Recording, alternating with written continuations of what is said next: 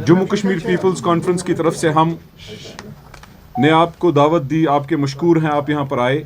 हमारा मुद्दा मकसद है कश्मीरी कितनी दफ़ा धोखा खाएगा, कश्मीरी वोटर को कितनी दफ़ा चीट किया जाएगा और कौन कौन है इसमें साजिशबाज, उनको हम एक्सपोज करना चाहते हैं, उनको सवाल पूछना चाहते हैं। आज मैं मुबारकबादी देना चाहता हूं आप में से जो जर्नलिस्ट, एक उमर मकबूल साहब हैं जिन्होंने आरटीआई किया, एक आरटीआई गायब हुई, दूसरी आरटीआई असेंबली सेक्रेटरीट के थ्रू जो उन्होंने भी पोस्ट की, आप सब ने बखूबी देखी होगी। राज्यसभा का इलेक्शन एक रूटीन प्रोसेस कश्मीरी के लिए नहीं है। पहले हर तंजीम यहां बीजेपी के खिलाफ राग रचाती है और उसके बाद उनके साथ मिल जाती है। यह हमने 2014 में पीडीपी को देखा, यही आजकल देखने को मिल रहा है। यहां पर हर कोई तंजीम मां सिवाय पीपल्स कॉन्फ्रेंस ये कहती है अब्यूज बीजेपी, अब्यूज इंडिया, हर कोई वो चीज करती है और उसके बाद उनके साथ बैठते हैं। हमारी सियासत सच की सियासत है।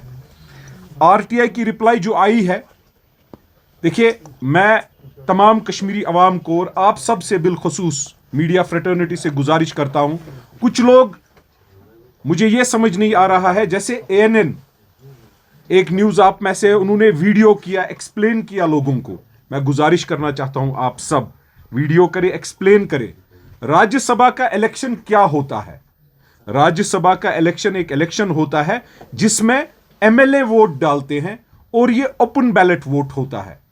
राज्यसभा के इलेक्शन में जो एमएलए लोगों ने चुने, उन एमएलए ने जिन्होंने बोला हम कांग्रेस तंजीम से हैं, हम अवामी इत्तेहाद पार्टी से हैं, हम पीडीपी से हैं, हम नेशनल कॉन्फ्रेंस से हैं, चारों का एक ही बोली थी बीजेपी के खिलाफ। फिर 8 वोट बीजेपी को कहां से आए, यह जम्मू कश्मीर की आवाम को जानना चाहिए। जम्मू कश्मीर की आवाम ने पीडीपी को 28 से 3 पर लाया, 3 से 0 लाने में मुझे नहीं लगता अब कोई कोताही पीडीपी ने छोड़ी। नेशनल कॉन्फ्रेंस की भी मैं जिक्र करूंगा।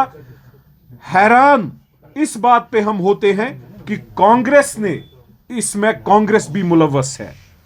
आरटीआई रिप्लाई जो असेंबली सेक्रेटरीट ने दी, जो अनएम्बिगुअस है, उसमें 4 एजेंट एनसी ने रखे थे, 2 बीजेपी ने रखे थे, 1 कांग्रेस ने रखा था। न पीडीपी का कोई, न अवामी इत्तेहाद पार्टी का पता न आता। ये पीडीपी 0 एजेंट्स। ये इलेक्शन जो है, इसके बाद जब सवाल जवाब उठे इस पर यह हुआ कि रूल्स के हिसाब से, चूंकि पीडीपी का कैंडिडेट नहीं था, उनको रूल्स कहते हैं कि नहीं रखना है, लेकिन वो झूठ बोल रहे हैं। उनके वो जो पंडित साहिब हैं, मोहित साहब, उन्होंने जो ट्वीट किया था, फिर महबूबा जी ने रीट्वीट किया, नईम अख्तर साहब ने भी उसमें शिरकत की। मुझे लगता है कि इनको झूठ से बाज आना चाहिए। मैं गुजारिश करना चाहता हूं इनको कि कितना झूठ कश्मीरियों को बोलोगे। रूल अगर हम देखें, जो गवर्निंग प्रोविजन है, rule 39AA, conduct of election rules, every political party with MLAs must appoint 2 authorized agents via Form 22A. 1 agent must be present through polling hours. The only time a party has no agent is when it chooses to not to appoint one. देखिए, ये clear है कि under rule 39AA सब rule 1, agent verifies vote. ये MLA किस party के Rajya Sabha member को, BJP या नेशनल कॉन्फ्रेंस, देखिए नेशनल कॉन्फ्रेंस ने 3 सीटें जीती, बीजेपी ने 1 राज्यसभा सीट जीती। और हम ये वाजिया करना चाहते हैं, हमारा सवाल नेशनल कॉन्फ्रेंस से है। देखिए, अगर नेशनल कॉन्फ्रेंस कांग्रेस को सेफ सीट से बाहर नहीं करती तो ये साजिश में वो मुलवस नहीं होते। पहला काम उन्होंने किया कि कांग्रेस को सेफ सीट से निकाला, उसके बाद कोई भी आवाज नहीं उठाई कि पीडीपी ने एजेंट नहीं रखा। और उसके बाद जबकि सब रूल 2 के तहत हर कोई एमएलए या नॉन एमएलए कांग्रेस को एजेंट रखना था। देखिए, जैसे 2015 में सजाद साहब ने बोला, बशीर डार साहब और वो थे, रूलिंग अलायंस की मर्जी थी कि वो अपना एजेंट रखेंगे। उन्होंने एजेंट रखा, सजाद साहब ने भी वोट दिखाया और बशीर डार साहब ने भी वोट दिखाया। तो कैंडिडेट पीसी का नहीं था, तब पीडीपी का कैंडिडेट था। फयाज मीर साहब बनने जा रहे थे, नजीर लावे साहब बनने जा रहे थे। तब भी उनको रूल पता है, लेकिन आज रूल पे भी झूठ बोला जा रहा है। बीजेपी के खिलाफ भी हमने सुना, उनके साथ गोद में भी बैठे ये लोग। आज राज्यसभा पे भी ये झूठ बोल रहे हैं।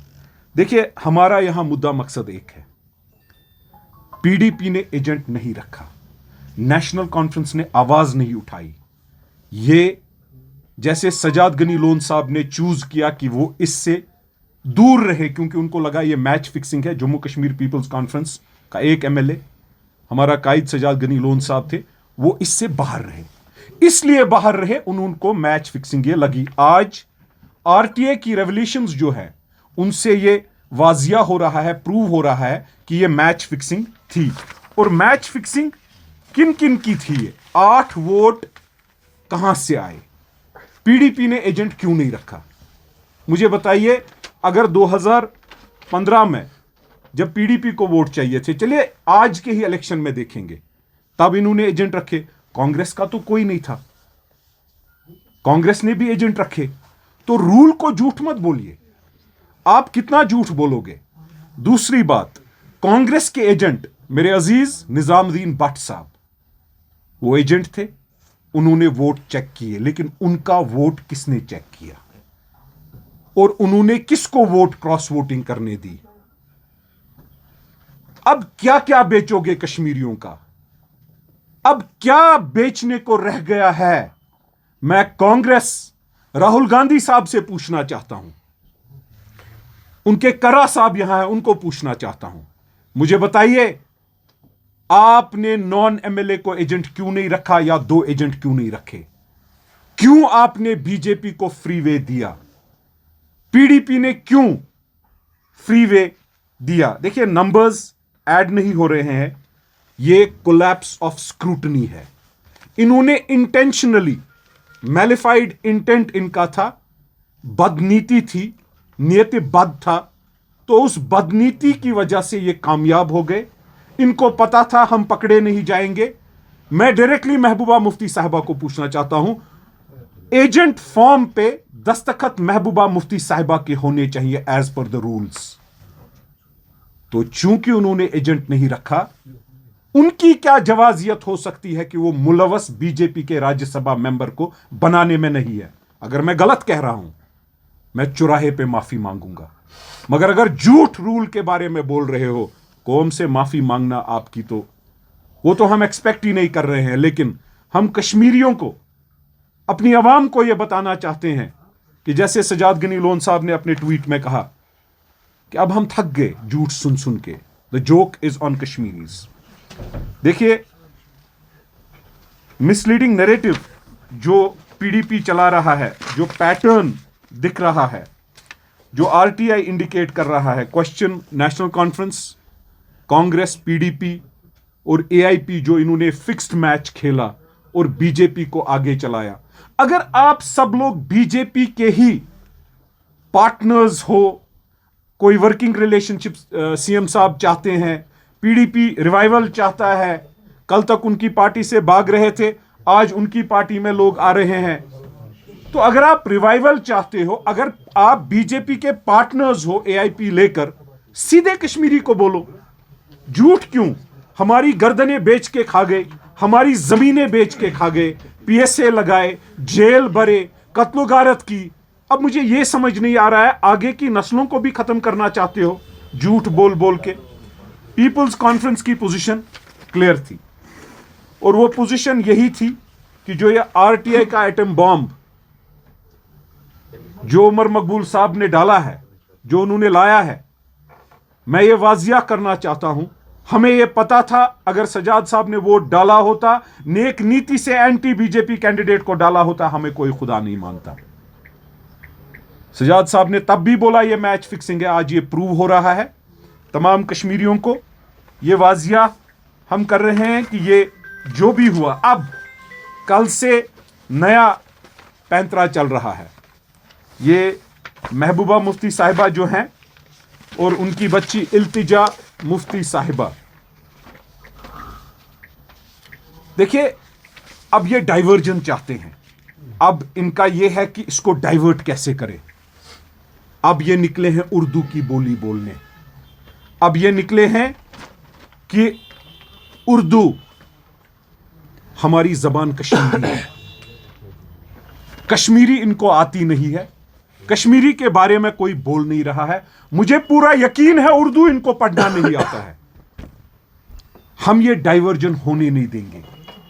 ये जो डाइवर्जन आप चाहते हो कि आप बीजेपी के पार्टनर्स, हिस्सेदार, साजबाज के पार्टनर्स, आप इससे डाइवर्जन चाहते हो, वो हम होने नहीं देंगे। हम बार बार कश्मीरी अवाम को याद दिलाएंगे कि पार्टनरशिप पे आपने राज्यसभा भी बेच दिया। लोगों ने आपको चुना और राज्यसभा आपने बीजेपी को बेच दिया। वरना बताइए नंबर कहां से आए। मुलव्वस चार हैं: Jammu Kashmir national conference, peoples democratic party, Awami Ittehad party और कांग्रेस। कांग्रेस को भी क्लियर करना चाहिए। हमें उम्मीद नहीं थी कि कांग्रेस भी यही रास्ता अपनाएगी। और मैं आज देख रहा था ये जो मैच फिक्सिंग हुई है,